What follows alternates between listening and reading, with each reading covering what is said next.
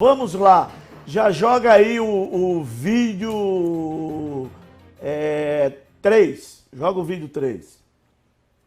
Vídeo 3 aí, por favor. Deixa bem claro, problemas estamos vivendo. Reclamam do preço do combustível, preço do gás de cozinha, dos mantimentos. É verdade, mas é a conta que o mundo está pagando da política covarde e criminosa, que foi aquela do fique em casa que a economia a gente vê depois.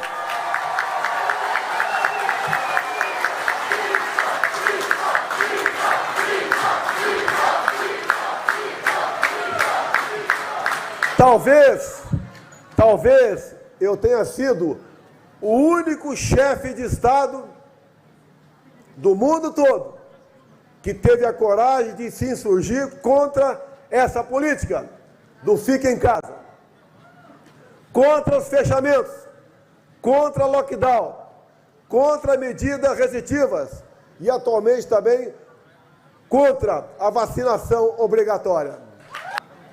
Deixo claro que essa crise econômica se faz presente no mundo todo. No Reino Unido, o gás subiu em 2 meses 300%. A média do preço do gás na Europa subiu próximo a 200%. Reconhecemos o preço alto aqui para o poder aquisitivo de vocês. Mas quando se fala em gasolina e álcool, pode reclamar do presidente da República. Mas primeiro, vejam quanto o seu governador está cobrando de ICMS. Olha aí. Otacílio, eu lhe pergunto, será que esse aumento, que eu já busquei fontes de 300%, e o presidente, essa fala, tudo bem que ele está ali falando para apoiadores, para pessoas, essa inflação de 300% no gás de cozinha no Reino Unido, no mundo? No Reino Unido, por exemplo, não tem essa relação, não. No Reino Unido, eu assisto canais de TV, né, fechado da Inglaterra, da Europa, e lá está bem claro, os economistas da União Europeia, da Inglaterra, colocam que o problema que a Inglaterra está passando é pela saída dela da União Europeia. Por exemplo, você pega o Brasil, né, que tem a oportunidade de vender em bloco para a União Europeia ou vender isoladamente para a Inglaterra. Vai vender para quem? Para a União Europeia, que vende em grande escala, né? Então, a Inglaterra, ao sair da União Europeia, vem perdendo bastante. Isso não é, essa questão de falta de alguns produtos na Inglaterra já não é de hoje, né? Por exemplo, alimentos. O agronegócio não parou, né? A gente tem que aplaudir realmente o nosso produtor rural, que não parou, muito pelo contrário, nossa produção em vários setores aí até aumentou. Você tem que elogiar, né? Você teve atividades que pararam, principalmente o setor de serviço, né, que foi bastante prejudicado. Eu acho que muitas medidas até em certos momentos aqui, lá atrás, eu estava em São Paulo, dei entrevista aqui falando sobre o governador aqui, fechando as casas agropecuárias, né, para vender. Ou seja, como é que o produtor vai produzir? Como é que a gente vai se alimentar? Tem muitas, ou seja, as casas agropecuárias é o supermercado do produtor rural. E a produção deveria acontecer. Então, essa questão do fique em casa, ela é um pouco relativa, né? Muita gente trabalhou e trabalhou até muito mais em casa do que, né, trabalhando. O home office. Exatamente. Né? Professor, por exemplo, nunca trabalhou tanto, né? Porque trabalhar em home office, trabalhar, dar aula à distância, toma muito mais tempo, né? Então, eu, por exemplo, sou um professor que eu não parei. Eu sempre estive, vou na faculdade, vou lá na universidade, não paro de dar aula, recebo aluno lá para orientar, porque acho que é presencialmente até melhor, recebo individualmente com todos os cuidados. Mas assim, não vejo a culpa aí do fique em casa integralmente, né? Prejudicou bastante o setor que vai explodir o ano que vem, o setor de turismo o ano que vem.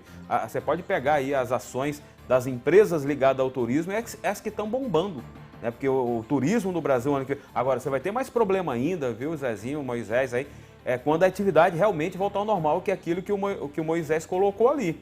A produção ela não vai conseguir o ritmo de demanda que a população vai ter. E aí a população vai ter que fazer esses malabarismos, né, de educação financeira, substituir um produto mais caro por um mais barato, reduzir o desperdício, o consumo, o consumismo. O Brasil ele teve um período muito tempo aí que nós somos educados erroneamente, né?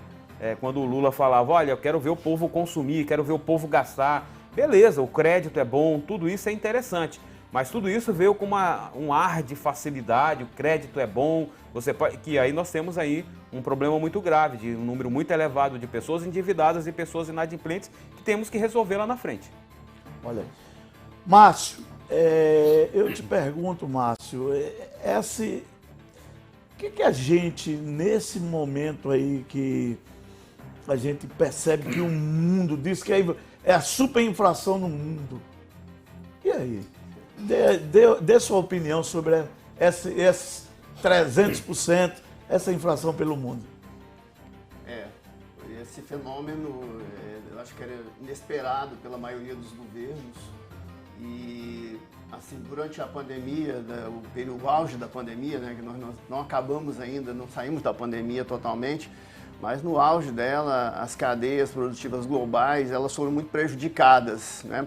Você tem uma situação aí que a China não consegue exportar porque os contêineres estão em outros portos, né? Então ela cobra muito mais caro no frete e aí aumenta o preço do produto que está sendo transportado. Obviamente ele vai encarecer em vários lugares, né? Todos os petróleo, os derivados de petróleo, dentre ele o gás de cozinha, também passam por esse processo. Você tem uma demanda crescente, né? E a demanda está crescendo e não tem oferta, e isso eleva naturalmente o preço a nível global. A inflação, ela não tem uma saída de curto prazo, justamente porque você não tem como aumentar os mecanismos de oferta num passe de mágica. Por exemplo, o Paulo Guedes, sabiamente, estava falando recentemente em diminuir o imposto de importação para determinados produtos, para que você tenha mais produtos no mercado e alivie essa oferta. Mas tem produtos que você consegue importar e tem produtos que você não consegue importar. O petróleo, como todos os países estão demandando, acho difícil conseguir importar. De repente o trigo, por exemplo, você consegue até importar, porque tem uma produção grande, né? As commodities, de uma maneira geral, do setor agro, elas mantiveram a produção. Então, você consegue aliviar um pouco a inflação interna, diminuindo o imposto de importação temporariamente para que os produtos entrem aqui. Quanto à questão de aumentar o imposto de exportação, como o professor Tarcísio falou no começo aqui, eu tenho certa dúvida sobre isso, porque cria um outro problema, que é da balança comercial. Você passa a ter uma balança comercial deficitária e, obviamente, um setor que traz dólares para dentro do país vai passar a não trazer mais dólares. Então, você tem uma balança comercial deficitária e tem aí um risco de aumento na taxa de câmbio, o que causa mais impacto em outros setores. Então, preciso muito conhecimento e trabalhar com setores estratégicos, imposto de importação e exportação, né? Até o ICMS também, na questão da energia, como foi falado, o ICMS sobe junto com a tarifa vermelha, então talvez não subir em cima da tarifa vermelha, ficar um pouco menos. São medidas paliativas nesse momento. O cenário realmente é ruim e o cenário, quanto à questão da inflação, vai exigir muita sabedoria e estabilidade política para que ela seja resolvida nesse ano e no próximo ano. Eu vou com você agora, é o seguinte, eu sei que você ficou prejudicado, você vai ficar até um pouco mais tempo, mas vamos lá. Vamos falar o seguinte, nesse momento, já que já debatemos, nesse momento, o que é que as famílias, vamos falar um pouco de educação financeira, aproveitar, o que é que as famílias têm que ser feitas nesse momento? Como administrar as finanças no momento de cesta básica cara, combustível alto? O que é que tem que ser feito, Moisés? As famílias têm que parar e gastar tempo ou ganhar tempo gerenciando os recursos. Eu sempre digo o seguinte, a gestão do orçamento. As pessoas acham que quem tem pouco dinheiro não tem que gerenciar. É o contrário. Quem quem tem muito não precisa gerenciar. Não, é o contrário. Quem tem pouco é que tem que gerenciar e fazer com que o dinheiro multiplique, que os recursos multipliquem, claro, pesquisar preço. 80% das famílias brasileiras não fazem gestão do orçamento, não faz nem mínimo, não faz lista de mercado. E o que é pior, as que fazem, sabe o que acontece? Chega lá no mercado, aí simplesmente esquece a lista, aí compra o dobro. Então não é isso, fazer lista você tem que fazer a lista, chegar no mercado e comprar aquilo que é essencial. E outra, voltou, gerencia. O que é gerenciar? O que eu paguei caro ou barato? O que eu posso ter de alternativa? Então hoje, o que a gente tem que fazer hoje? É as famílias, é o indivíduo que tem que fazer o dever de casa. Óbvio que a gente espera que os governantes, a equipe econômica, o Paulo Guedes, enfim, consiga gerenciar a dinâmica toda. Mas o dever de casa tem que ser feito pelo cidadão. Como é que é a gestão de um país? É a gestão individual somada com a gestão coletiva. Quando as duas vão bem, aí o país navega e navega bem. Qual é o problema?